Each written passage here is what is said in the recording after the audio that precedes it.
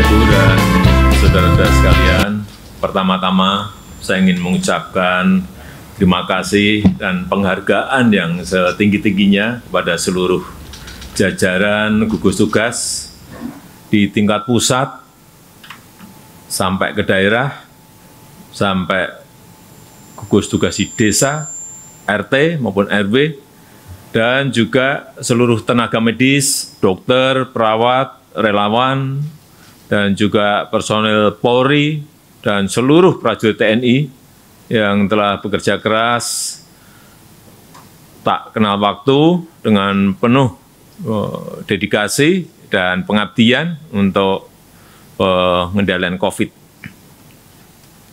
Tapi juga harus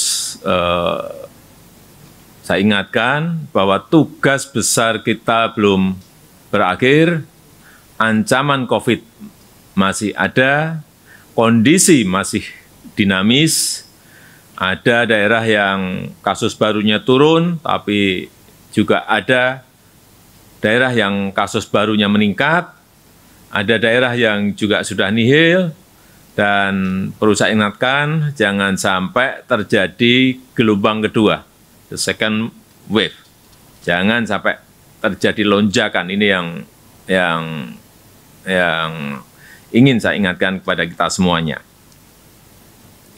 Dan situasi seperti ini akan kita hadapi terus sampai vaksin bisa ditemukan dan bisa kita pergunakan secara efektif.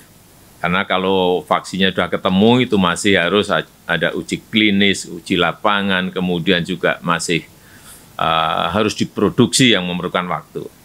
Oleh sebab itu, kita harus beradaptasi dengan COVID. Dan beradaptasi itu bukan berarti kita menyerah, apalagi kalah, enggak. Tapi kita harus mulai dengan kebiasaan-kebiasaan baru yang sesuai dengan protokol kesehatan. Sehingga masyarakat produktif, tapi juga aman dari penularan COVID. Dan tatanan baru tersebut harus dilakukan dengan hati-hati, merujuk pada data-data dan fakta-fakta lapangan seperti tadi yang disampaikan oleh Dr. Dewi. Datanya kita sekarang ada komplit semuanya. Dan saya minta nanti kalau data-data sudah sebagus itu, setiap hari diberikan peringatan pada daerah-daerah yang kasusnya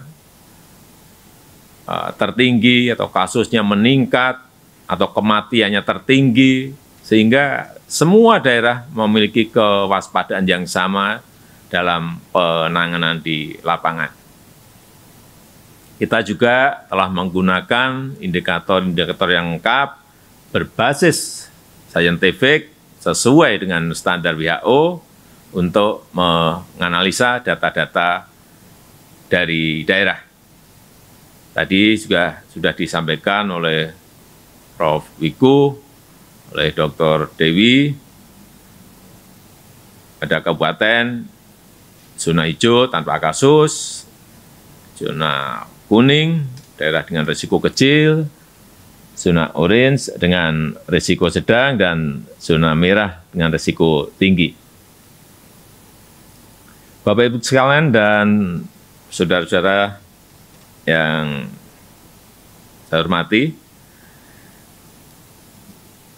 pembukaan sebuah daerah menuju sebuah tatanan baru, masyarakat yang produktif dan aman COVID, perlu saya ingatkan, harus melalui tahapan-tahapan yang ketat, harus melalui tahapan-tahapan yang hati-hati.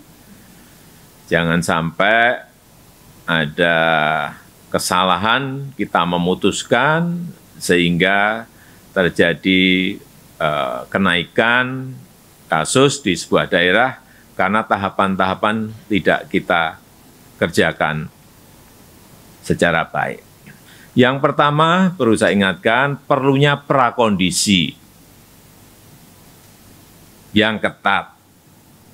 Ini yang paling penting, sosialisasi kepada masyarakat sudah masif, sehingga bagaimana mengenai penggunaan masker, mengenai jaga jarak, mengenai cuci tangan, mengenai jangan masuk ke kerumunan, keramaian yang terlalu padat. Saya kira kalau ini terus disampaikan kepada masyarakat, diikuti tentu saja dengan simulasi-simulasi yang baik, sehingga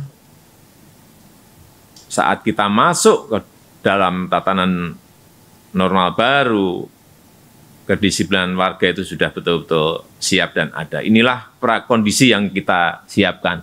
Sehingga disiplin pakai masker, jaga jarak aman, sering cuci tangan, hindari kerumunan, tingkatkan imunitas, saya kira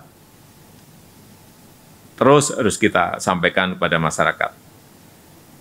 Saya juga sudah perintahkan kepada Panglima TNI dan Kapolri untuk menghadirkan aparat di titik-titik keramaian di daerah untuk mengingatkan warga agar disiplin, untuk mengingatkan warga agar mematuhi protokol kesehatan.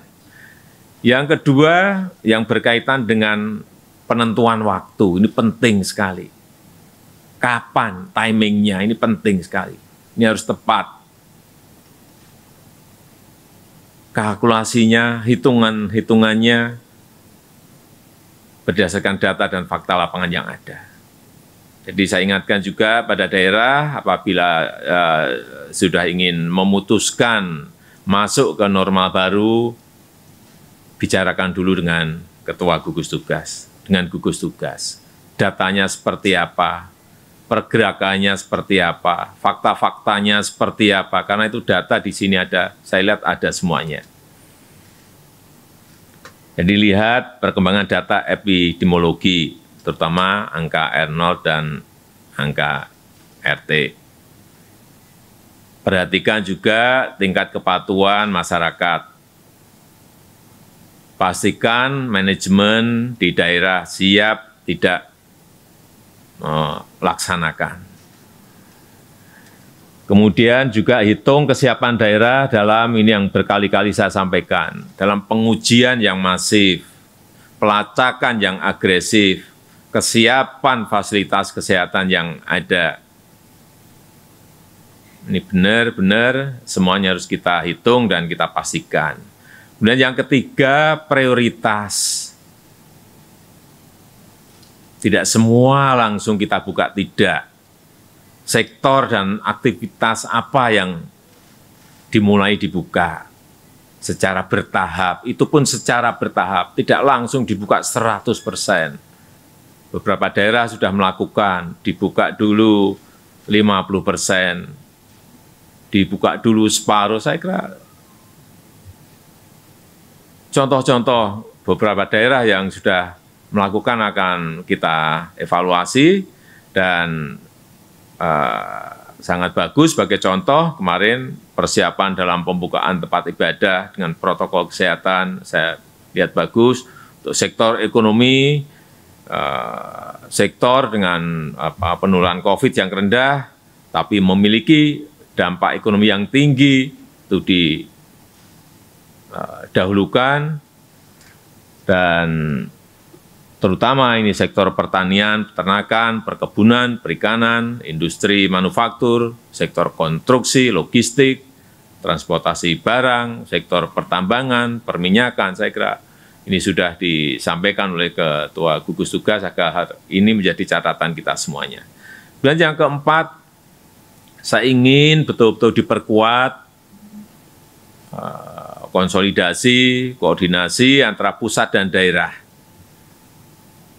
provinsi, kabupaten, dan kota, sampai tentu saja ketika desa, RT, dan RW. Perkuat juga koordinasi di internal Forkompinda. Ini penting sekali, dan tentu saja yang lebih penting lagi, libatkan semua elemen masyarakat, sehingga kita semuanya bergotong royong, bersinergi, bekerja, menyelesaikan persoalan besar ini. Yang kelima, evaluasi. Sekali lagi, meskipun misalnya sebuah daerah kasus barunya sudah menurun, hati-hati, jangan sampai lengah.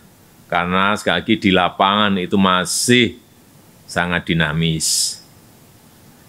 Keberhasilan pengendalian COVID ini sangat ditentukan oleh kedisiplinan dan protokol kesehatan.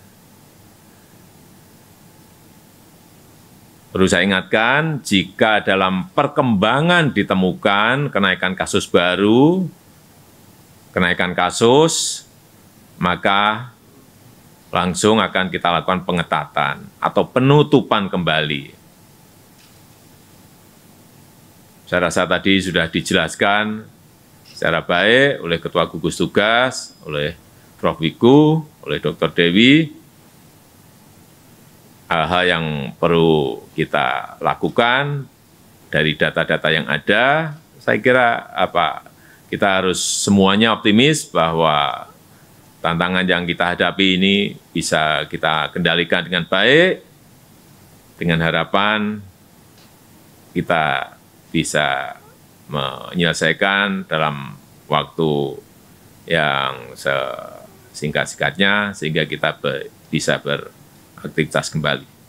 Saya rasa itu yang bisa saya sampaikan pada kesempatan yang baik ini. Selamat bertugas. Semoga Allah Subhanahu wa Ta'ala, Tuhan Yang Maha Kuasa, selalu melindungi kita semuanya. Terima kasih. Wassalamualaikum warahmatullahi wabarakatuh.